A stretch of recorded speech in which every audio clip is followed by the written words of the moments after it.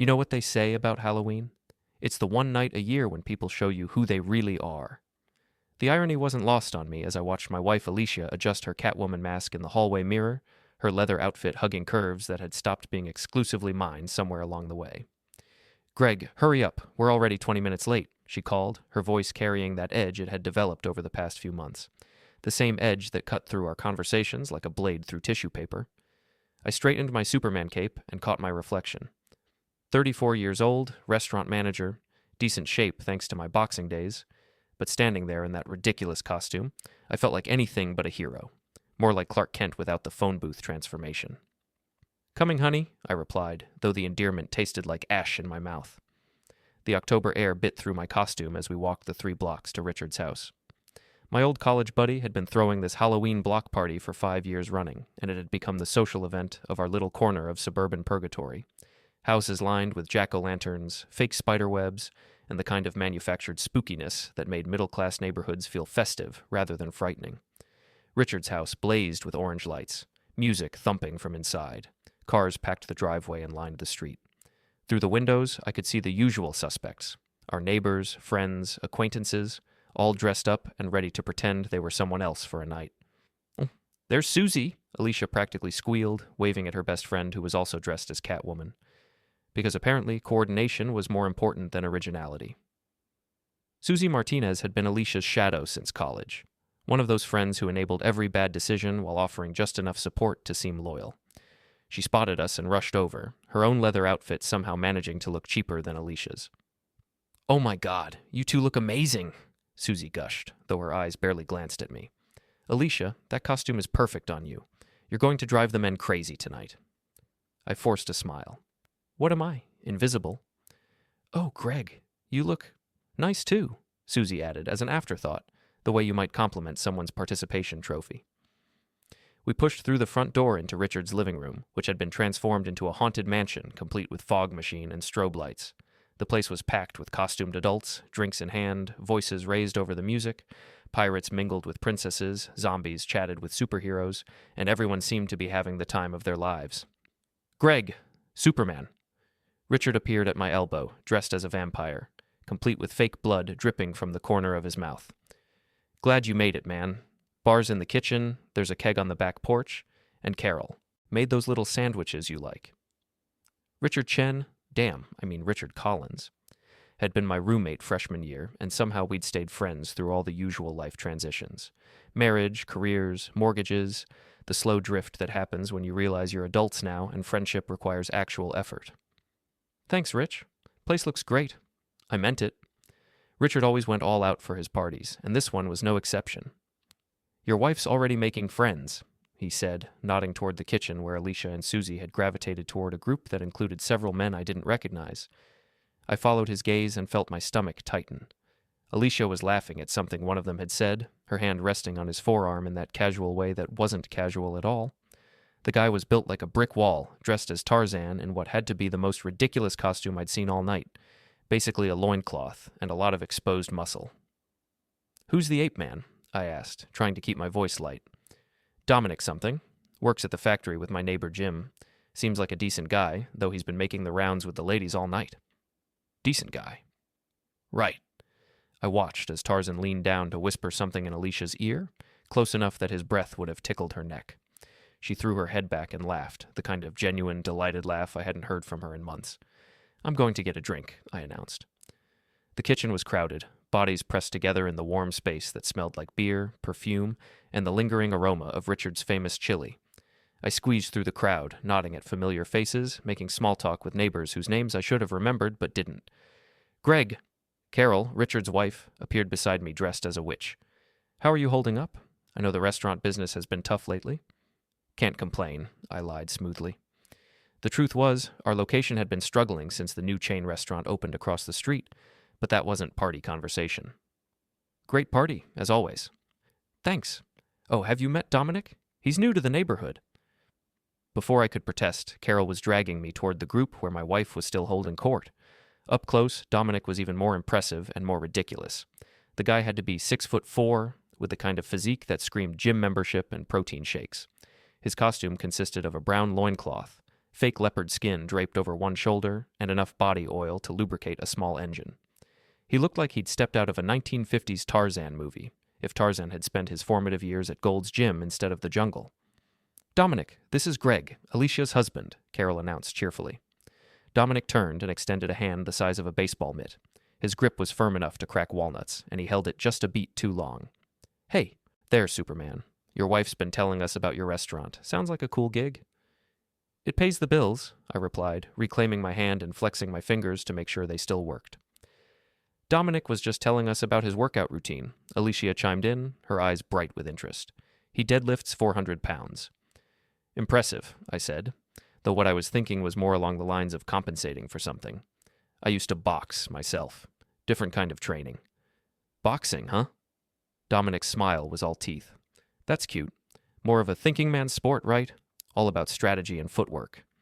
Cute. He'd called boxing cute. I felt my jaw tighten, but before I could respond, someone across the room called out about starting a game of charades, and the crowd began to shift and migrate. I found myself separated from Alicia as people moved around, and I used the opportunity to grab a beer from the cooler and step back to observe. This was what I'd learned from boxing. Sometimes you had to step back and watch your opponent before you could figure out their weaknesses. What I saw didn't improve my mood. Alicia had positioned herself where she could maintain eye contact with Dominic across the room. When he laughed, she smiled. When he moved, her gaze followed. It was like watching a nature documentary about mating rituals, except I was supposed to be her mate. Trouble in Paradise. The voice belonged to Jake Morrison, a guy I'd known since high school who had the social awareness of a brick. "What do you mean?" "Come on, man, your wife's been eye-fucking the caveman for the past hour. Everyone's noticed." I turned to look at Jake, who was dressed as a pirate and clearly several drinks past his limit. "You might want to watch your mouth." "Hey, no offense. I'm just saying what everyone's thinking, that Dominic guy's been working his way through the single ladies all night, and now he's moved on to the married ones." Before I could respond, and I'm not sure what I would have said that wouldn't have gotten me arrested, Jake wandered off in search of another drink, leaving me standing there with the uncomfortable realization that if Jake Morrison had noticed, everyone had noticed. I spent the next hour trying to enjoy myself, making conversation with neighbors, playing along with party games, pretending not to notice how often Alicia found excuses to be near Dominic. But it was like trying to ignore a toothache. The more you tried not to think about it, the more it throbbed. The breaking point came during what Richard called the Great Superhero Debate, a drunken argument about whether Batman could beat Superman in a fight. It was the kind of ridiculous conversation that grown men have at parties when they have had too much beer and not enough sense. "Batman's just a rich guy with toys," Dominic was saying, his voice carrying over the group that had gathered in the living room. "Superman's an alien god. No contest." "Batman beat him in Dark Knight Returns," argued Tom Peterson, our accountant neighbor who was dressed as the Joker. "That was a comic book," Dominic shot back. "We're talking real world here." Real world, as if any of this was real world, as if a guy who dressed up like Tarzan for Halloween had any authority on reality. In the real world, I found myself saying, Batman would hire someone to kneecap Superman with kryptonite while he was buying groceries. Rich guys don't fight fair. The group laughed, but Dominic's eyes narrowed. "That's not very heroic, Superman." "Heroes are overrated," I replied. "Most of the time, they're just regular guys who got pushed too far." There was something in my tone that made the conversation die down, and people began to drift away to other activities. But I caught Dominic watching me with a new expression, like he was reassessing a potential threat. Good. Let him wonder. The party continued around us, but I felt disconnected from it, like I was watching everything through a window. I saw Alicia disappear toward the bathroom, and a few minutes later, watched Dominic head in the same direction. I told myself it was a coincidence. People use bathrooms at parties. It didn't mean anything. But when 15 minutes passed and neither of them had returned, I went looking. I found them in Richard's kitchen, standing close together by the back door. Too close. Alicia's hand was on Dominic's chest, and he was leaning down to whisper something in her ear. As I watched, she giggled and pushed him playfully, the kind of flirtatious gesture that married women weren't supposed to make with men who weren't their husbands. "Having fun?" I asked, stepping into the kitchen. They sprang apart like teenagers caught necking, which told me everything I needed to know. "Greg, there you are," Alicia said, her voice bright and false. "Dominic was just telling me about his job at the factory. It sounds fascinating." "Fascinating." "Right. Because nothing was more fascinating than industrial manufacturing, especially when discussed in whispered tones with your hand on a man's chest." "I'm sure it is," I replied evenly. "Alicia, Richard's about to start the costume contest. He was looking for you." It was a lie, but it gave her an excuse to leave, which she took with obvious relief. Oh, wonderful. I'll go find him. Dominic, it was so nice talking to you. She squeezed past me, her hand brushing my arm in what might have been an apology or might have been habit. Either way, it felt like a betrayal. Dominic and I stood there in the suddenly quiet kitchen, sizing each other up like prize-fighters before the opening bell. Your wife's really something, he said finally. Yes, she is. You're a lucky man. I know. He smiled, but it didn't reach his eyes. Well, I should get back to the party. Thanks for sharing. Sharing. The word hung in the air between us like a challenge. Any time, I replied, matching his smile with one of my own. He left, and I stood alone in Richard's kitchen, listening to the sounds of the party continuing around me. Laughter, music, the clink of bottles and glasses, the sounds of people having fun, being normal, living their lives without the growing certainty that everything they'd built was about to come crashing down. I pulled out my phone and checked the time. Still early. The party would go on for hours yet, and I'd have to stand there smiling and making small talk while my wife flirted with a man who looked like he'd stepped out of a fitness magazine. But as I stood there in that kitchen, something shifted inside me. Maybe it was the beer, or the costume, or just the final straw on a camel's back that had been bending for months. Whatever it was, I felt a cold clarity settle over me like fog rolling in from the ocean. If Alicia wanted to play games, I could play games too. And I'd always been better at strategy than she gave me credit for. The night was young, and Halloween was just getting started. The costume contest was a joke, but I played along, applauding when Richard announced the winners, a couple dressed as Netflix and chill, complete with props that were funnier than they were clever. Alicia didn't win, though she'd clearly expected to. Her smile was tight as she congratulated the winners, and I caught her shooting a glance toward Dominic, who was chatting with a group of women near the punch bowl. Rigged, she muttered under her breath as she rejoined me. It's just for fun, I replied, though I was thinking that everything about tonight felt rigged. The party had hit that sweet spot where everyone was drunk enough to be honest, but not so drunk they'd regret it tomorrow. Conversations got louder, laughter came easier, and inhibitions started dropping like autumn leaves. I excused myself to use the bathroom and found myself in Richard's hallway, where the sounds of the party were muffled by walls and distance. It was quieter here, peaceful almost, and I took a moment to collect myself before heading back into the fray. That's when I heard the voices coming from the guest bedroom. Ooh, can't keep doing this, Alicia was saying, her voice low but urgent. Why not? You said yourself he doesn't appreciate you.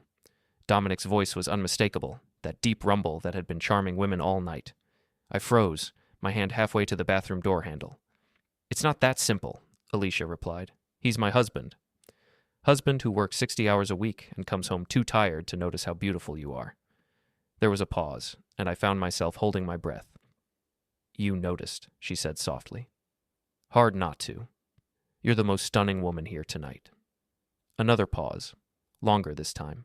I pressed myself against the wall, knowing I should walk away, knowing I didn't want to hear what came next.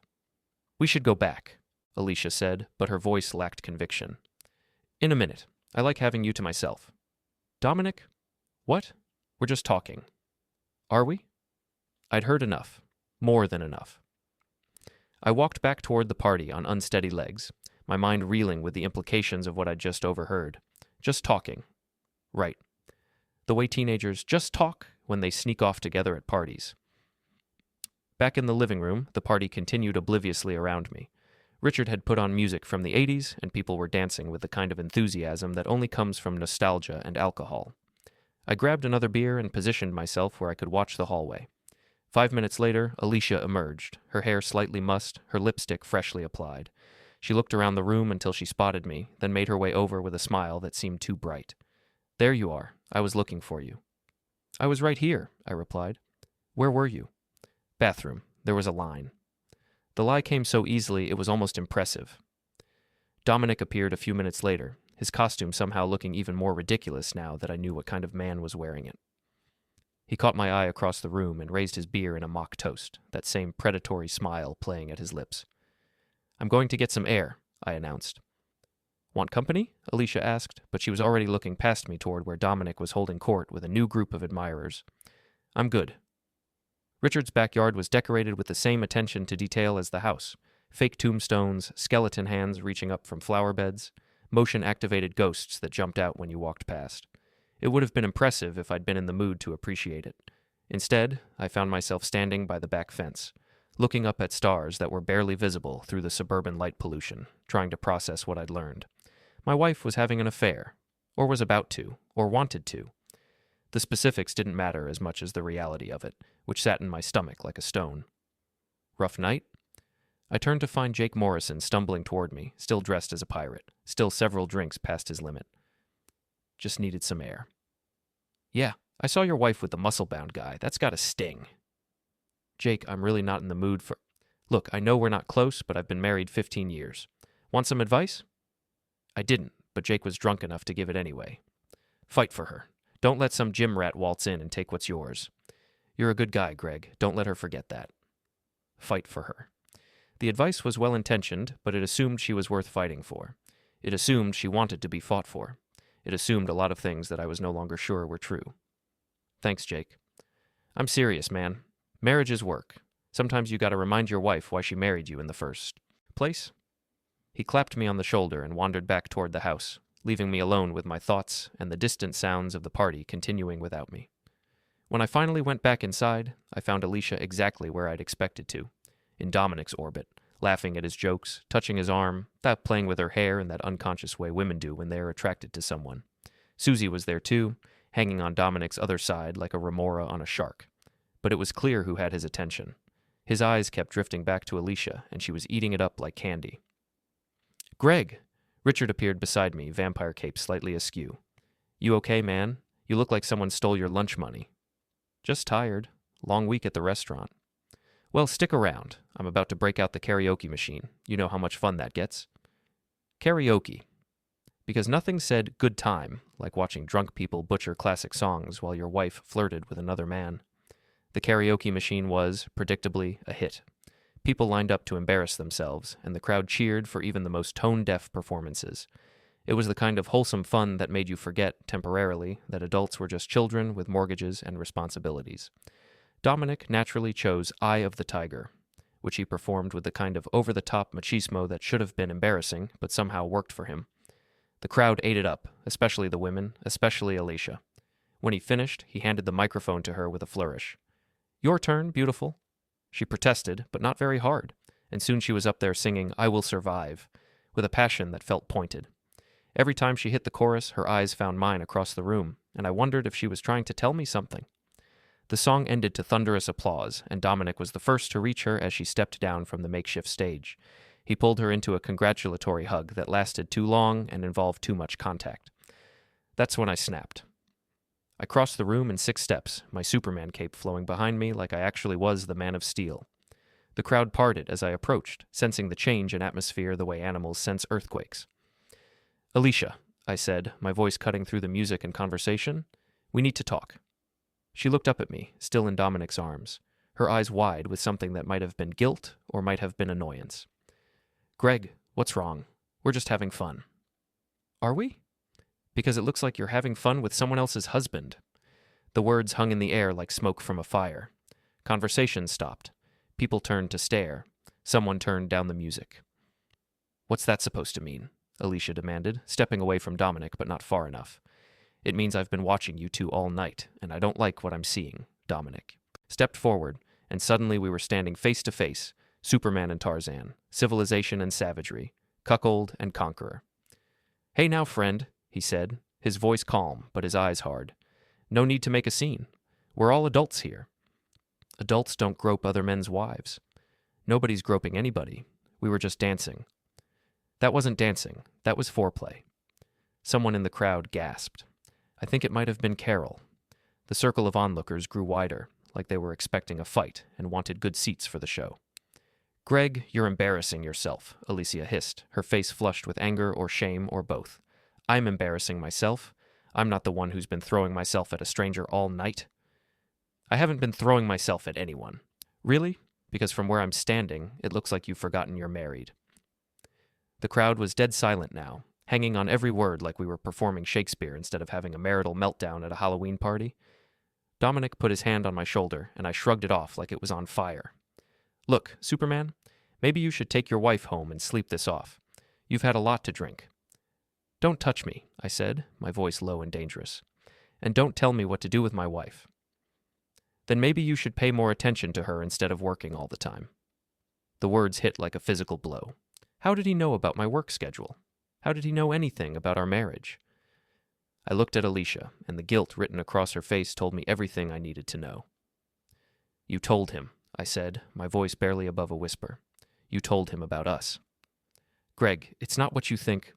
What I think is that my wife has been sharing our personal business with a stranger she just met. We were just talking. Just talking. Right. The way you were just talking in the bedroom earlier. Another gasp from the crowd. Alicia's face went white. You were spying on me. I was looking for the bathroom. You were in the guest bedroom with him, talking about how I don't appreciate you. The silence stretched like a rubber band about to snap. Everyone was staring at us now, our marriage laid bare under the harsh light of public scrutiny. Maybe we should take this somewhere private, Richard suggested, but nobody moved. No, I said, my voice carrying across the room. Let's do this here. Let's be honest for once. Alicia, do you want to be married to me? She opened her mouth, closed it, looked around at all the faces watching us. Greg, please, not here. Here. Now, simple question. Do you want to be married to me? Tears started forming in her eyes, but I was past caring about tears. It's complicated, she whispered. No, it's not. It's yes or no. Do you love me? I don't know. The words hit me like a punch to the solar plexus. I'd expected the answer, but hearing it out, loud, in front of all these people, made it real in a way that hurt worse than I'd imagined. Well, I said, my voice surprisingly steady. I guess that answers that. I turned to leave, but Dominic's voice stopped me. Hey, Superman. For what it's worth, I'm sorry it worked out this way.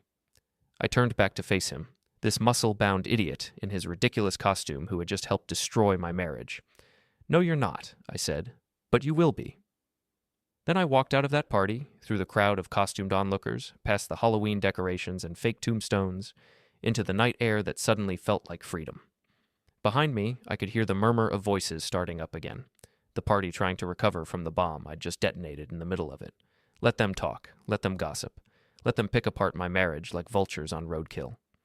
I had bigger things to worry about, like what I was going to do next. I drove around for 2 hours that night, windows down, radio off, just me and the sound of tires on asphalt, and the occasional streetlight painting shadows across my dashboard. The Superman costume felt ridiculous now, a joke that had stopped being funny. I pulled over at a gas station and bought a hoodie from their convenience store, stuffing the cape in my trunk like evidence of a crime.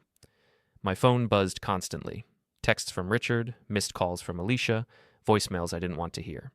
I turned it off and kept driving through the empty streets of our little suburban paradise, past houses full of people living normal lives with normal problems. Eventually, I ended up at my mother's house. Mom lived in the same ranch-style home where I'd grown up, 20 minutes across town in a neighborhood that had seen better days. The porch light was still on. She always left it on, a habit from when I was a teenager coming home late from dates or boxing practice. She answered the door in her bathrobe, hair in curlers, looking like she'd been asleep but not surprised to see me. Rough night? She asked, stepping aside to let me in. You could say that. Mom had never liked Alicia, though she'd been polite about it for the sake of family peace. She thought Alicia was spoiled, selfish, and too pretty for her own good. Tonight, it seemed like maybe she'd been right. You want coffee? I was about to make some anyway. It was past midnight, but I didn't point that out. Mom had always been a night owl, and coffee was her solution to most of life's problems. We sat at her kitchen table, the same one where I'd done homework as a kid, where she'd lectured me about grades and girls and growing up. The coffee was strong enough to wake the dead, and I wrapped my hands around the mug like it was an anchor. So, she said, settling into the chair across from me, what did she do? Not what happened or what's wrong. What did she do? Mom had always been direct. I told her everything. The party, the flirting, the conversation I'd overheard, the public confrontation. She listened without interrupting, her face expressionless except for the occasional tightening around her eyes. When I finished, she was quiet for a long moment, sipping her coffee and studying my face. You know what your father would have said. Dad had died 5 years ago, but Mom still quoted him like he was sitting in the next room. What? He'd have said that a woman who doesn't know if she loves you isn't worth fighting for. Jake Morrison said I should fight for her. Jake Morrison's an idiot. Always has been. She leaned back in her chair.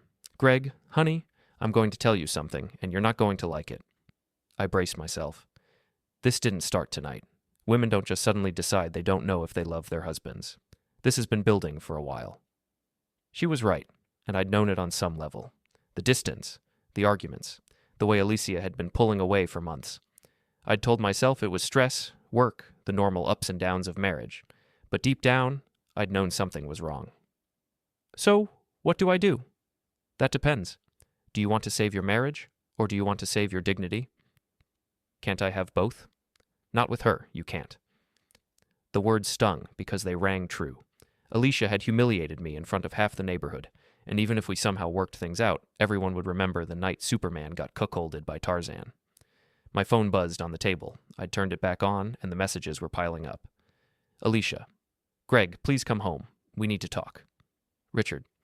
Man, I'm sorry about tonight. Call me. Unknown number. Saw what happened at the party. Your wife's a piece of work. I scrolled through a dozen similar messages, a mix of sympathy, gossip, and barely concealed schadenfreude. News traveled fast in our little corner of suburbia. Popular tonight, Mom observed. Yeah, I'm the entertainment. Good. Let them talk. Better to be talked about than ignored. I looked at her, surprised. Since when do you care about gossip? Since my son became the victim of it. Greg, you've got two choices here. You can crawl back to that girl and beg forgiveness for having the audacity to call her out on her behavior, or you can stand up for yourself. And if I stand up for myself, I lose my marriage. Honey, you already lost your marriage. Tonight just made it official. The truth of that statement settled over me like a blanket. Heavy, suffocating, but strangely comforting in its finality. I stayed at Mom's that night, sleeping in my old bedroom with its faded posters and high school trophies. It felt like going backward in time, but sometimes you had to retreat before you could advance. The next morning brought a flood of notifications. Apparently someone had recorded the confrontation at the party and posted it on social media. I watched myself, arguing with my wife while dressed as Superman, looking like exactly what I was, a man whose life was falling apart in public. The comments were a mix of support and mockery. Team Greg, she was totally cheating. Superman versus Tarzan, who wins? Dude needs to hit the gym if he wants to keep his wife. Once a cheater, always a cheater. I closed the app and made myself breakfast in Mom's kitchen, trying to pretend the outside world didn't exist. But the outside world had other plans.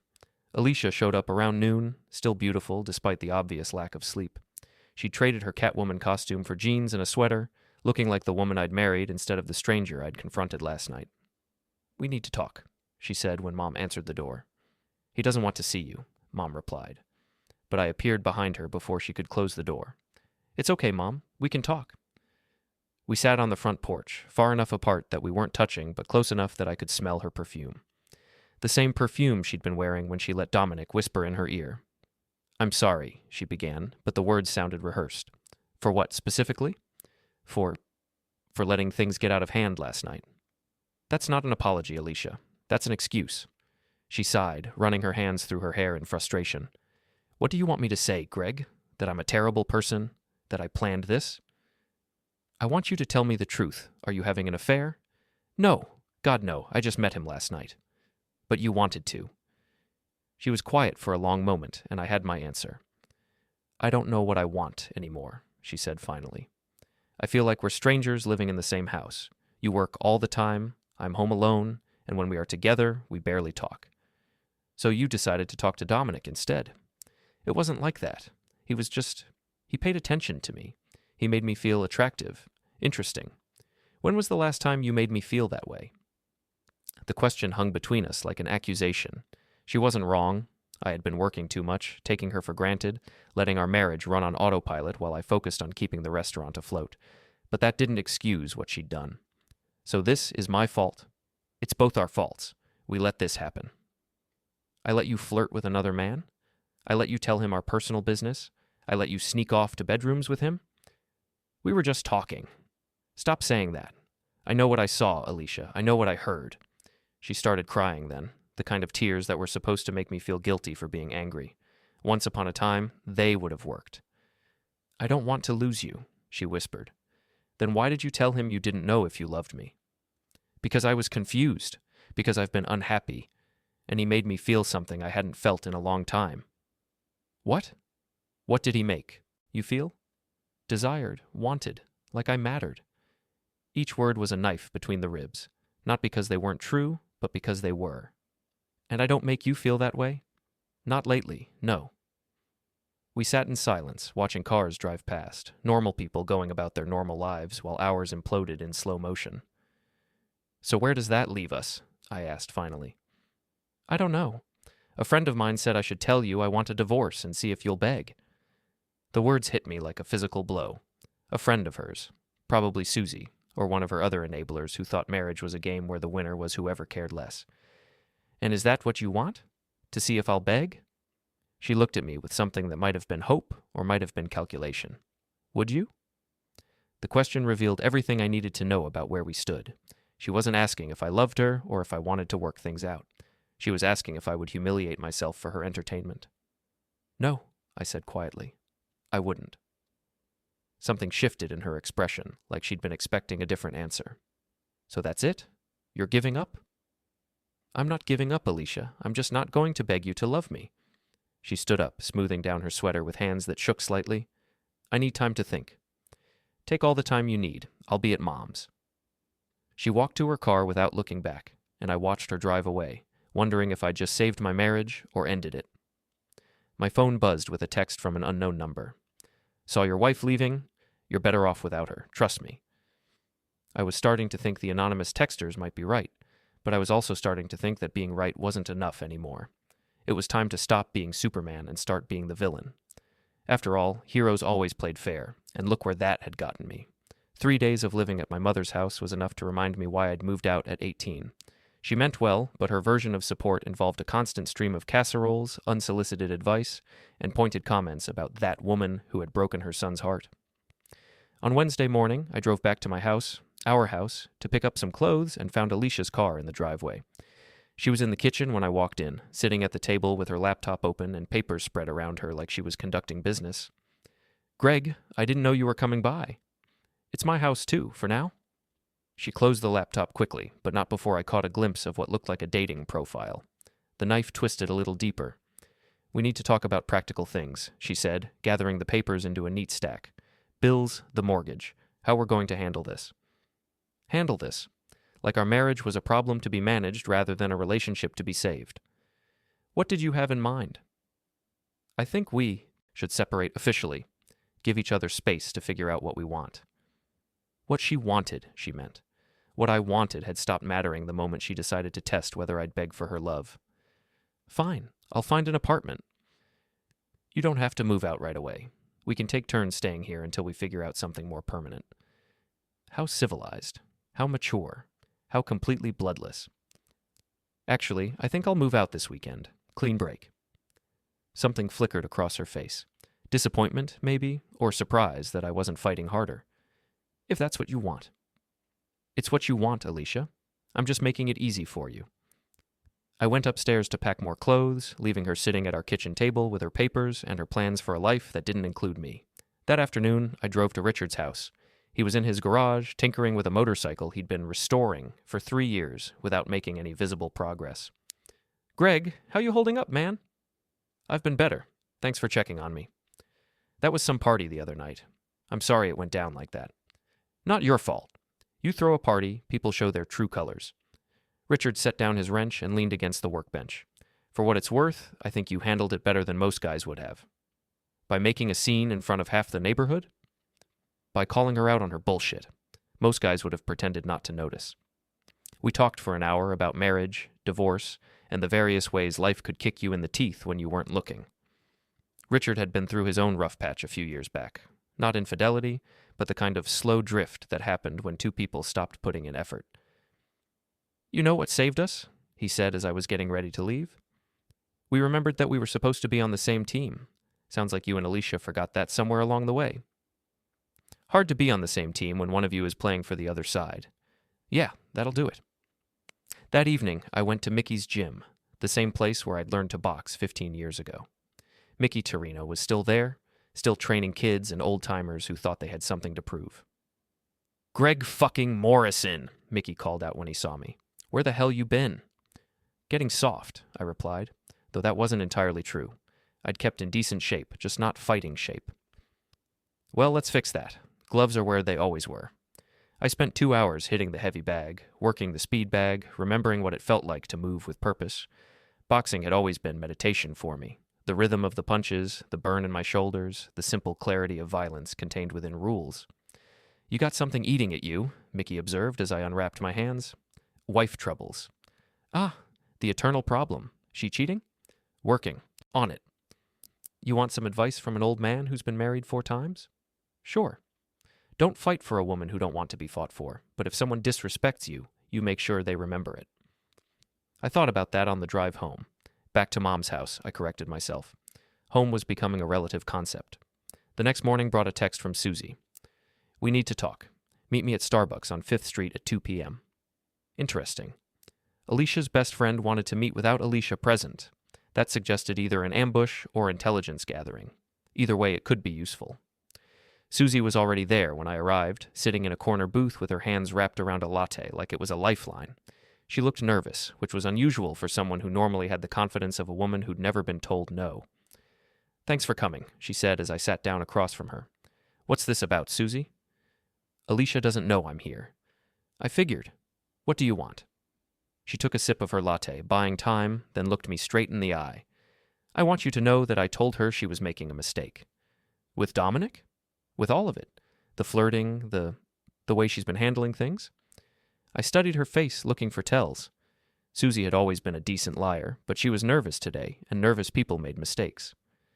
And she's not listening to me. She's convinced that you don't really love her, that you're just going through the motions. Based on what? Based on the fact that you haven't fought for her, haven't begged her to come back. There it was again, the expectation that I should humiliate myself for her entertainment. "Did you tell her to test me? To see if I'd beg?" Susie's face flushed.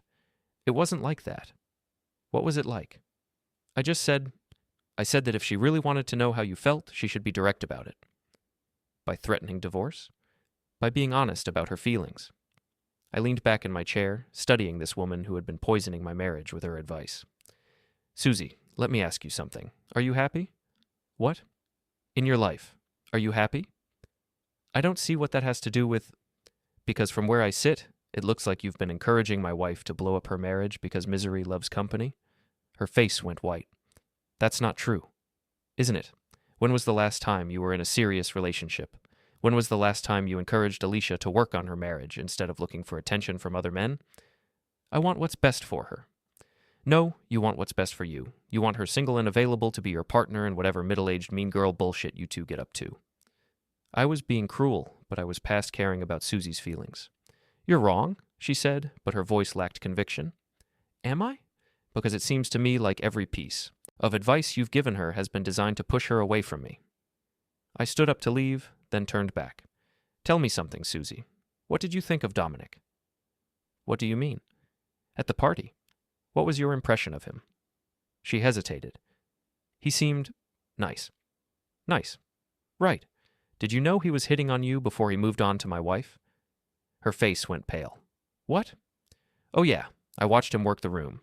You were his first target, but when that didn't pan out, he moved on to Alicia. You were the warm-up act." I left her sitting there with that revelation, feeling better than I had in days. That evening, I did some research. Social media made it easy to learn about people, and Dominic had been careless with his privacy settings.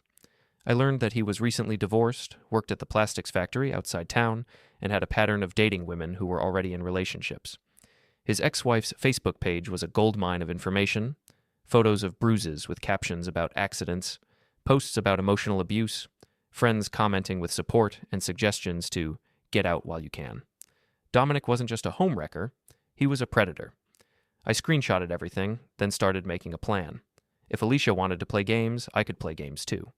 But I'd learned the rules from 15 years of managing a restaurant, dealing with difficult customers, handling staff drama, and navigating the politics of small business. The first rule: information is power. The second rule: timing is everything. The third rule: always have an exit strategy. I spent the weekend moving into a furnished apartment across town, a bland one-bedroom place that felt like a hotel room. But it was mine, and for the first time in months, I felt like I could breathe. On Sunday night, I got a text from Alicia. "How's the new place?" "Fine," I replied. "We should probably talk about divorce lawyers." "Probably." "Greg, I want you to know that I never meant for things to happen this way." I stared at that message for a long time before responding. But they did happen this way, and now we both have to live with the consequences. She didn't reply, and I didn't expect her to. I had work to do. The beauty of small-town gossip is that it spreads like wildfire, but it also burns out quickly unless you keep feeding it fuel. I'd learned this from years of watching restaurant drama. The key was to control the narrative without appearing to be involved. My first move was subtle. I created a fake Facebook account using stock photos of a generic middle-aged man and started following local community groups. Then I began dropping carefully worded comments on posts about the Halloween party. Saw that video of the couple fighting at Richard's party. Feel bad for the husband. Nobody deserves to be humiliated like that. Anyone else think it's weird how that Dominic guy was all over multiple women that night? Some people have no class. My heart goes out to anyone dealing with infidelity. It's the ultimate betrayal. The comments got likes, replies, shares. People loved drama, especially when they could feel morally superior while consuming it. But that was just the appetizer. The main course came when I accidentally ran into Dominic at the grocery store on Tuesday evening. He was in the produce section, examining apples like he was buying them for a state fair competition. "Dominic, right?" I said, approaching with a friendly smile. "From Richard's party." He looked up, and I saw recognition flicker across his face, followed by wariness. "Yeah, Greg, right? Look, man, about the other night." "No worries," I interrupted, extending my hand. "I owe you an apology. I was drunk and out of line." He shook my hand, confused but relieved. "Oh, well, thanks. I appreciate that. Actually, I was hoping I might run into you. I wanted to ask you something." "Sure." "My wife mentioned you work at the plastics factory. I've got a buddy looking for work. Any chance they're hiring?" It was a lie, but it gave me an excuse to keep talking. "Yeah, we're always looking for good people. What kind of experience does he have?" We chatted for 10 minutes about manufacturing jobs, the local economy, and other harmless topics. I was friendly, apologetic, the picture of a man who'd realized he'd overreacted. "You know," I said as we were wrapping up, "I feel terrible about the whole thing. My wife and I are having problems, and I took it out on you. That wasn't fair." "Hey, no harm done. Marriage is tough, you know?" "Yeah. Actually, can I ask you something?" "Man to man." He nodded, leaning in conspiratorially. "How do you do it? I mean, you seem to really connect with women. What's your secret?" His chest puffed up a little. Men love being asked for advice about their supposed expertise. "I don't know, man. I just treat them like people, you know? Listen to them. Make them feel special." "That's smart. I guess I've been taking Alicia for granted. Women need attention, that they need to feel desired. If you're not giving them that, someone else will." The arrogance in his voice was breathtaking. He was basically admitting to being a predator while giving me relationship advice. "You're probably right. Hey, I don't suppose you'd want to grab a beer sometime? I could use some tips on how to win my wife back." He actually smiled at that. "Sure, man. I'd be happy to help." We exchanged numbers, and I left the store with phase 1 of my plan complete. Dominic thought he'd won me over, that I was just another defeated husband looking for guidance from the alpha male who'd stolen his woman. He had no idea what was coming. That night, I called my old friend Jake Morrison, the same Jake who'd given me drunken advice at the party. Jake worked in HR at the plastics factory. "Greg, how you holding up, buddy?" "Better, actually. Listen, I need a favor." "Name it." "You know a guy named Dominic who works at your plant?" There was a pause. "Yeah, I know him. Why?"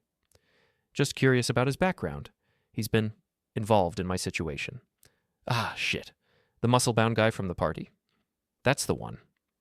"Greg, I probably shouldn't be telling you this, but that guy's bad news. We've had complaints." "What kind of complaints?" "Sexual harassment. Nothing we could prove, but multiple women have reported inappropriate behavior. He's smart about it, never crosses the line enough to get fired, but he makes people uncomfortable." "Interesting. Why do you ask?" "No reason. Just trying to understand what I'm dealing with."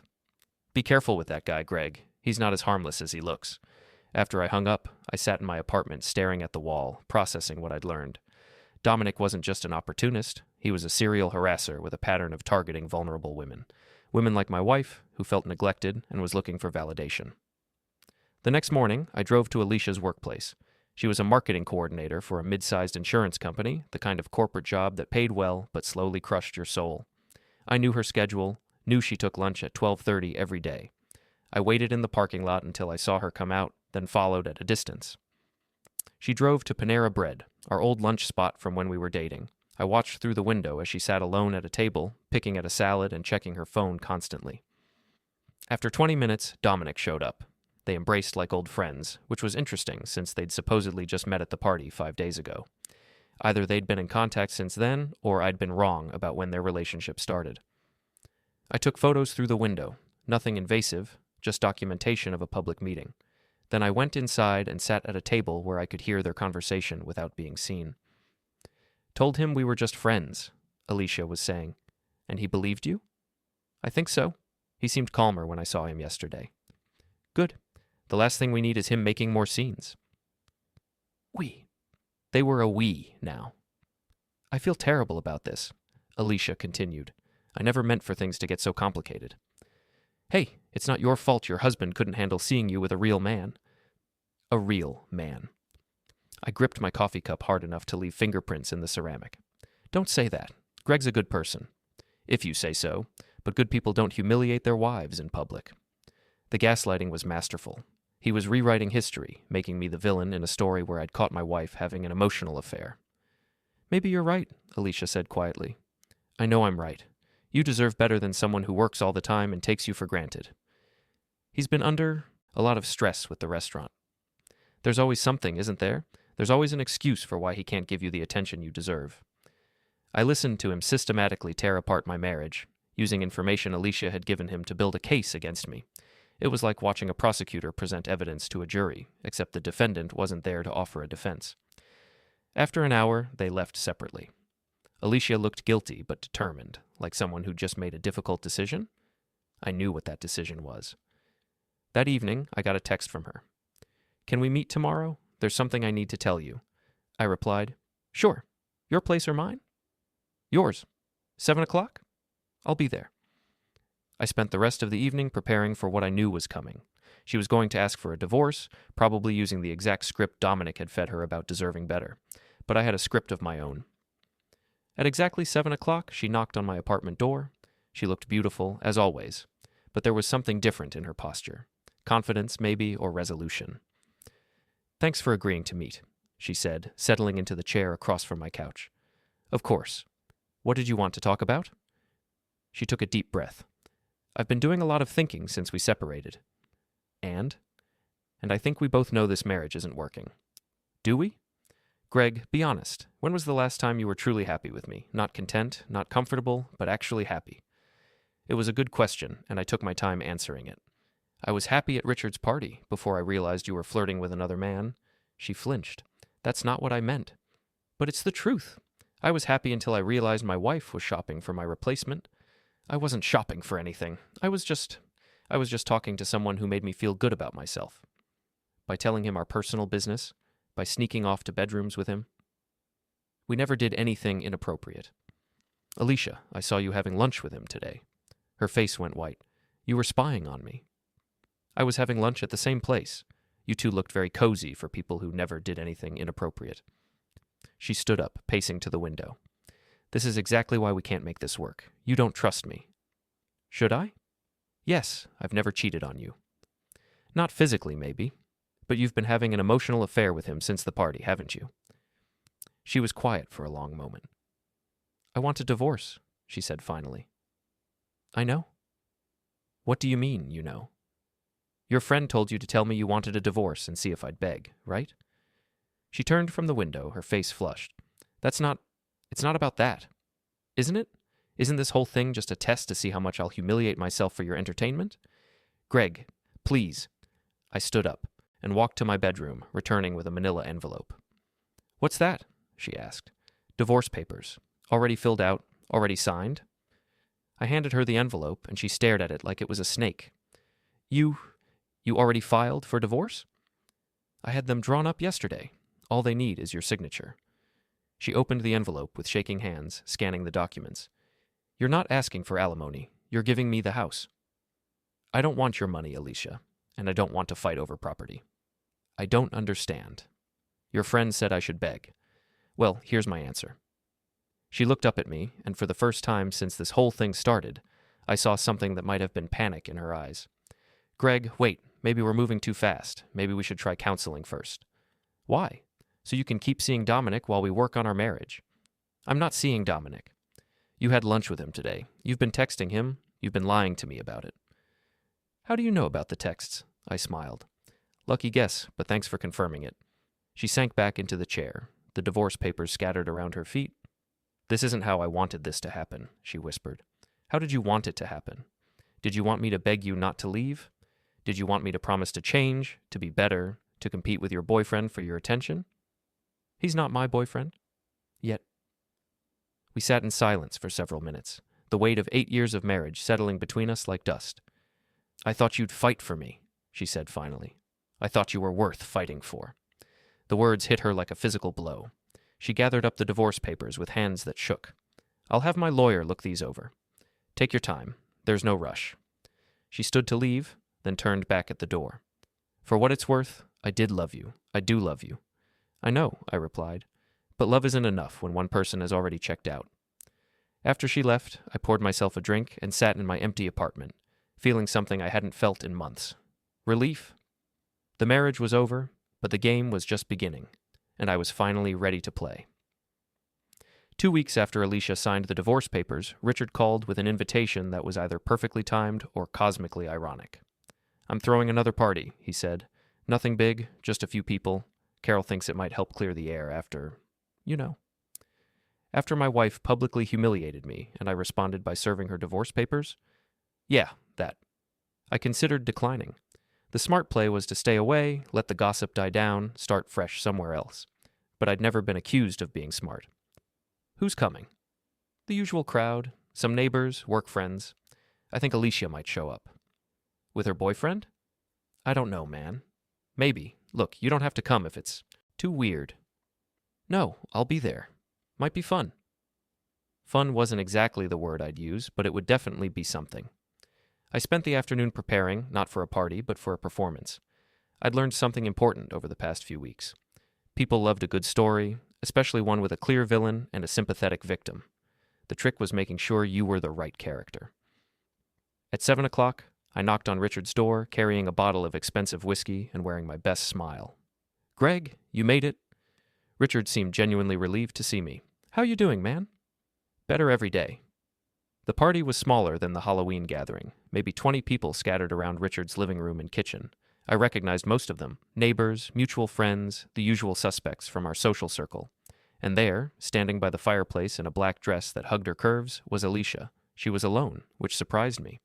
I'd expected Dominic to be attached to her hip by now, marking his territory like the alpha male he pretended to be.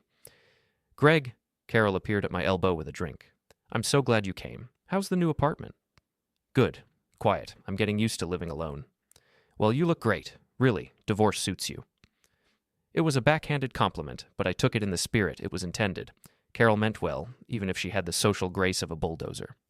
I made the rounds, chatting with neighbors, accepting condolences about my marriage, playing the role of the good-natured ex-husband who was handling things with dignity. It was easier than I'd expected, probably because most of it was true. Greg. Alicia appeared beside me as I was talking to Tom Peterson about his new boat. Can we talk? Sure. We stepped out onto Richard's back patio, away from the noise and curious eyes. The October air was crisp, carrying the smell of burning leaves and the promise of winter. You look good, she said. Thanks, so do you. I wanted to thank you for making the divorce so easy. My lawyer was impressed with how fair you were being. I told you, I don't want to fight over money and property. Life's too short. She nodded, but something in her expression suggested she wasn't entirely happy about my reasonableness. How's Dominic? I asked. What? Your boyfriend. How's he doing? He's not my boyfriend. Really? That's not what I heard. What did you hear? I smiled. Small town, Alicia. People talk. She wrapped her arms around herself, suddenly looking cold despite her dress. We went on a few dates. It didn't work out. I'm sorry to hear that. Are you? Of course. I want you to be happy. It was true, which surprised me. Somewhere along the way, my anger had transformed into something else. Not forgiveness exactly, but a kind of detached concern, like you might feel for an ex-girlfriend from high school. Greg, I need to tell you something. Okay? I think I made a mistake. Here it was, the moment I'd been expecting since I'd handed her those divorce papers. The realization that the grass wasn't greener, that she'd thrown away something real for something that had turned out to be an illusion. What kind of mistake? With us? With the divorce? I think I was confused and I made decisions based on feelings that weren't real. And now? Now I think maybe we gave up too easily. Maybe we should have tried harder. I looked at her standing there in the moonlight, beautiful and vulnerable, and asking for a second chance, and felt nothing but a mild sadness for the woman I'd once loved enough to marry. Alicia, what happened with Dominic? What do you mean? I mean, 2 weeks ago you were having secret lunches with him. Now you're telling me it didn't work out? What changed? She was quiet for a long moment, and I could see her deciding how much truth she wanted to share. He wasn't who I thought he was. How so? He was controlling, possessive. He wanted me to cut ties with friends, quit my job, depend on him completely. I nodded. Sounds familiar? What do you mean? I mean, I did some research on your boyfriend. Did you know he's been married 3 times? Did you know his last wife filed a restraining order against him? Her face went pale. That's not... He said she was crazy. They always do. Did you know he's been reported for sexual harassment at work? Did you know he specifically targets women who are already in relationships? Stop. Did you know that you weren't the first married woman he hit on at Richard's party? He tried the same routine on Susie first, but she wasn't interested. Stop it. You were the backup plan, Alicia, the consolation prize. She started crying then, the kind of tears that came from realizing you'd been played by an expert. I'm sorry, she whispered. I'm so sorry. I know. Is there any chance we could try again? Start over?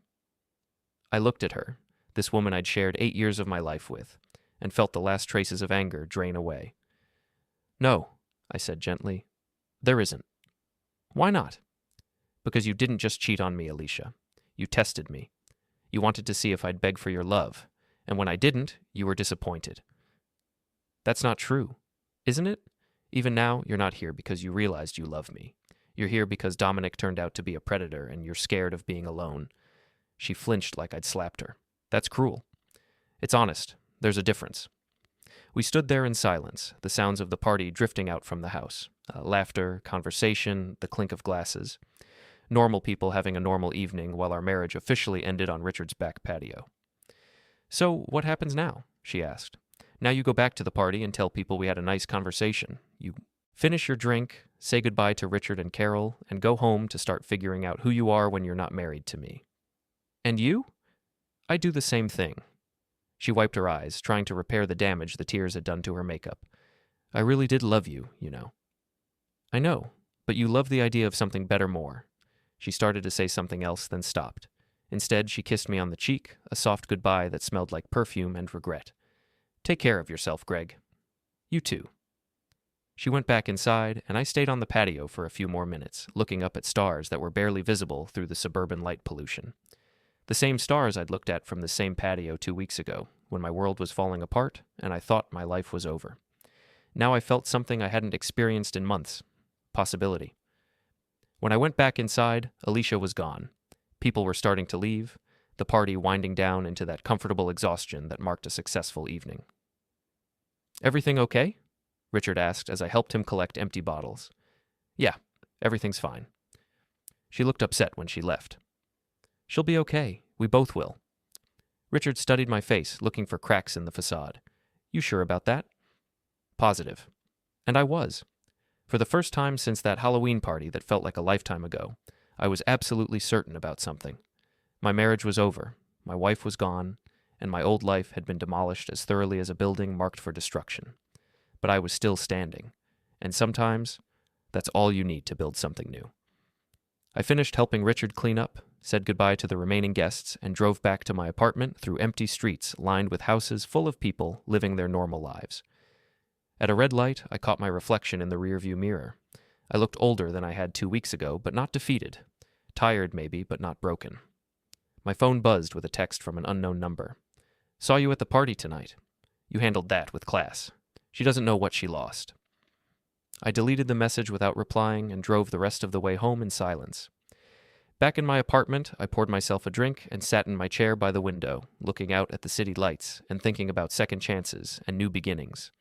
Tomorrow, I'd go back to work at the restaurant.